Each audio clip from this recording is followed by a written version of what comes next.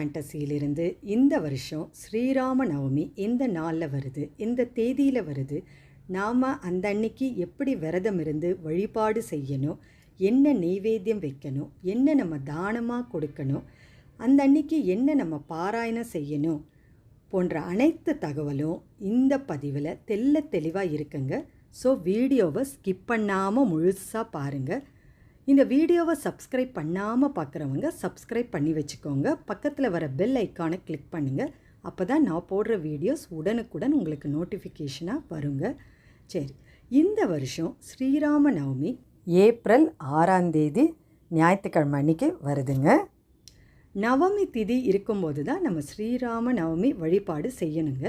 அப்படி பார்த்தோன்னா இந்த வருஷம் நவமி திதி ஆரம்பிக்கிற நேரம் ஏப்ரல் 5ஆம் தேதி மாலை 7:26 ஆரம்பித்து அது முடிகிற நேரம் அப்படின்னு நீங்கள் பார்த்தீங்கன்னா ஏப்ரல் 6ஆம் தேதி மாலை 7:22 முடியுதுங்க. எப்படி நம்ம வழிபாடு செய்கிறது அப்படின்னு இப்போ நம்ம பார்க்கலாங்க.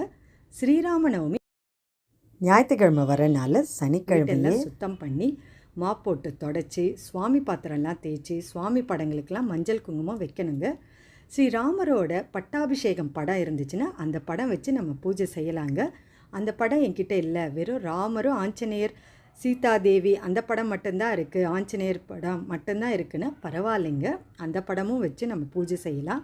அந்த படமும் என்கிட்ட இல்லைன்றவங்க பெருமாள் படம் இருந்தால் கூட போதுங்க. ஏன்னா பெருமாளோட அவதாரம் தாங்க ஸ்ரீராமபிரான், அதனால் அந்த படமும் வச்சு நம்ம பூஜை செய்யலாம். இதுக்காக நம்ம தனியாக படம் வாங்கி ஸ்ரீராமர் படம் வாங்கி வச்சு பூஜை செய்யணுன்ற இது இல்லைங்க. சரி, நம்ம அந்த அன்றைக்கி என்ன செய்யணும்னா காலையிலே எழுந்திரிச்சு குளித்து நம்ம விரதம் இருக்கணும் அப்படின்னு முடிவு பண்ணிட்டா நம்ம எதையுமே சாப்பிடக்கூடாதுங்க. இல்லை என்னால் ஃபுல்லாக சாப்பிட முடியாது அப்படின்றவங்க பழமும் பாலும் எடுத்துக்கலாங்க. ஒன்றும் தப்பு ஒன்றும் இல்லை. இப்போது விரதம் இருக்கிறவங்க எப்படி பூஜை செய்யணும் அப்படின்னு பார்க்கலாங்க. காலையில் நம்ம எதையுமே சாப்பிடாம சுவாமி அறையில் போய் விளக்கு வச்சு ராமருக்கு துளசி இலை கண்டிப்பாக வைக்கணுங்க. ராமர் படத்துக்கிட்ட துளசி இலையும் பானகமும் கண்டிப்பாக நம்ம வைக்கணுங்க. இது ரெண்டும் ரொம்ப முக்கியம். அது மட்டும் இல்லாமல் உங்களால் முடிஞ்சால் வடை, பால் பாயாசம், சர்க்கரை பொங்கல், புளியோதரை இதெல்லாம் நம்ம வைக்கலாங்க. உங்களால் எது முடியுதோ அதெல்லாம் நீங்கள் வைக்கலாம். ஆனால் முக்கியமாக வைக்க வேண்டியது பானகமும் துளசி இலை தாங்க. அந்த அன்றைக்கி பார்த்திங்கன்னா நம்ம எதை பாராயணம் செய்யலாம் அப்படின்னு நீங்கள் பார்த்தீங்கன்னா ராமாயணம் பாராயணம் செய்யலாங்க. கம்பராமாயணம் புக் எடுத்தும் நம்ம படிக்கலாம். அதில் ராமர் பிறந்த நிகழ்வு அந்த பகுதியை நீங்கள் படிக்கணுங்க. படித்தா ரொம்ப ரொம்ப விசேஷம். குழந்தை பேருக்காக குழந்தை பாக்கியத்துக்காக இருக்கிறவங்க அந்த அன்றைக்கி விரதம் இருந்து காலையிலேருந்து விரதம் இருந்து மாலை அந்த விரதத்தை முடிச்சுக்கலாங்க. மாலை விரதம் முடிக்கும்போது அந்த பானகமும் துளசி இலையும் சாப்பிட்டு விரதத்தை முடிச்சுக்கலாங்க. ரொம்ப விசேஷங்க. அன்றைக்கி அந்த துளசி இலை ரொம்ப ரொம்ப விசேஷங்க.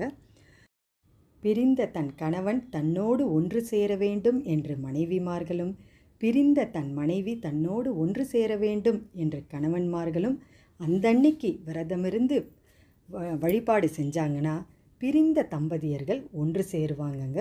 அது மட்டும் இல்லாமல் குடும்ப ஒற்றுமைக்காகவும் நம்ம வழிபாடு செய்யலாம்.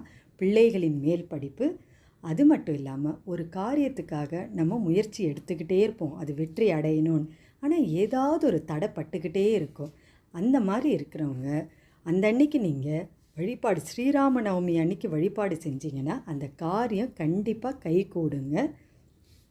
எதை தானமாக செய்யணும் அப்படின்னு இப்போ நம்ம பார்க்கலாங்க. விசிறியை நம்ம தானமாக கொடுத்தோன்னா ரொம்ப ரொம்ப ரொம்ப விசேஷங்க.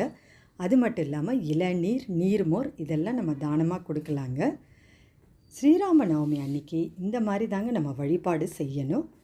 ஸ்ரீராம நவமி அன்னைக்கு ராமர் துதி, ராமர் பாடல்கள் இதெல்லாம் நம்ம பாராயணம் செய்யலாங்க. அது மட்டும் இல்லாமல் ஸ்ரீராம ஜெயம் நம்ம எழுதலாங்க. 108 முறை எழுதலாம், 1008 முறை எழுதலாம். அது உங்கள் சௌகரியந்தாங்க. அந்த அன்னைக்கு ஸ்ரீராமர் கோயிலுக்கு போய் ஸ்ரீராமரை சேவிச்சோன்னா ரொம்ப விசேஷங்க. அந்த அன்னைக்கு பார்த்திங்கன்னா ஸ்ரீராமரை மட்டும் நம்ம வழிபாடு செய்யக்கூடாதுங்க. நம்ம ஆஞ்சநேயர் கடவுளையும் சேர்த்தே நம்ம வழிபாடு செய்யணுங்க. ஏன்னா ஸ்ரீராமபிரான் இருக்கும் இடமெல்லாம் நம்ம ஆஞ்சநேயர் கடவுளும் கண்டிப்பாக இருப்பாருங்க. இந்த பதிவில் உங்களுக்கு ஏதாவது டவுட்ஸு சந்தேகங்கள் இருந்தால் கமெண்ட் பாக்ஸில் கேளுங்க, கண்டிப்பாக நான் பதில் தரேன். இந்த மாதிரி தாங்க ஸ்ரீராம நவமி அன்று நம்ம எளிமையான முறையில் வழிபாடு செய்யும் முறைங்க. என்னால் விரதம் இருக்க முடியாது, வெறும் வழிபாடு மட்டும் செய்யலாமா அப்படின்னு கேட்குறவங்களுக்கு கண்டிப்பாக வழிபாடு மட்டும் செய்யலாங்க. அதே பலன்கள் உங்களுக்கும் கிடைக்குங்க. இதில் எந்த மாற்று கருத்தும் இல்லை. இந்த பதிவு உங்களுக்கு ரொம்பவே பிடிச்சிருந்தால் லைக் பண்ணுங்கள், உங்கள் உற்றார் உறவினருக்கும் ஷேர் பண்ணிவிடுங்க. அடுத்து ஒரு நல்ல ஆன்மீக பதிவோடு உங்களை சந்திக்க வரேன்.